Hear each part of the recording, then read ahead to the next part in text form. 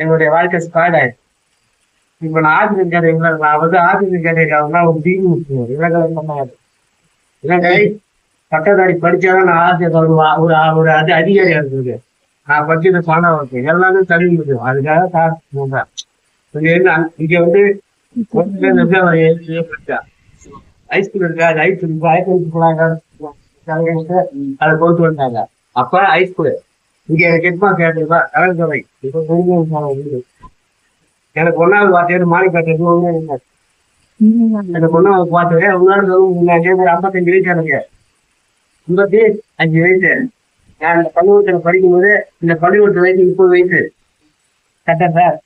77 30 வயசு. நீங்க இந்த பள்ளிக்கூடத்து வயசு 70, எனக்கு வயசு 58.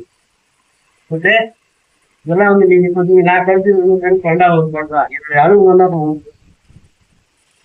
புரியுதா? அதெல்லாம் திரிக்க கூடாது, அதெல்லாம் திரிக்கணும். நம்ம போலாம் சொல்றேன்.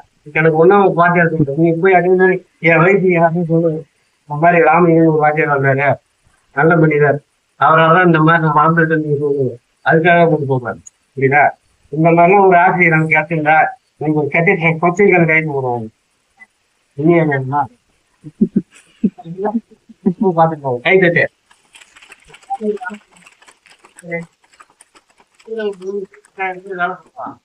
எனக்கு வசதி உண்மை ஏழ்மைதான். ஏழ்மைதான் மெயினா.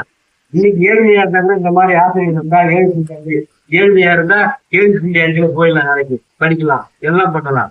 அதுக்கு தமிழ் மீடியம் பண்ணி சில பேர் ரொம்ப தெரிஞ்சா நினைக்கிறார். கொட்டே இருந்தாலும் சரி இங்கிலீஷ் மீடியம் படிக்கிறப்ப அது என்ன தாடி பண்ணி கூட்டா போகணும். யாரும் எதுவுமே படிக்கலாம். எப்படி தாடி பண்ணி கூட்டா தாடி அது பாட்டு வருதா தாடி பண்ணி எல்லாம் எதுக்கு சொல்லலாம்னா எல்லாமே வந்து நகைச்சுவைக்காக சொல்லல. அதாவது நீங்க எல்லாம் தமிழ் மீடியம் படிக்கணும். நாளைக்கு வசதி வரலாம், வாய்ப்பு வரலாம், எல்லாம் நம்மளால ஏற்படணும். இப்ப என்னுடைய வசதி நான் இப்ப மாமா அவங்க மாமா அர்த்தமான இருக்கான்னு சொல்லுவேன். நான் உங்க மாதிரி நான் தலை வச்சுருந்தேன் 8வது இருக்கும் தெரியும். மாமா என்னை எவன் பேசுறது நம்ம ரொம்ப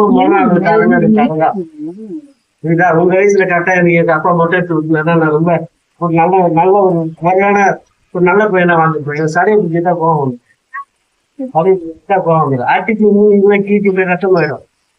அங்க 8வது வரைக்கும் தரையை வச்சு சும்மா இருக்கா போட்டுருங்களா தடையை பிடிப்போம். அட்டிக்கு மணல் அது போன தடை. நீங்க யாருமே தெரியாது. மனசுல அவ்வளவு வாய்ப்பு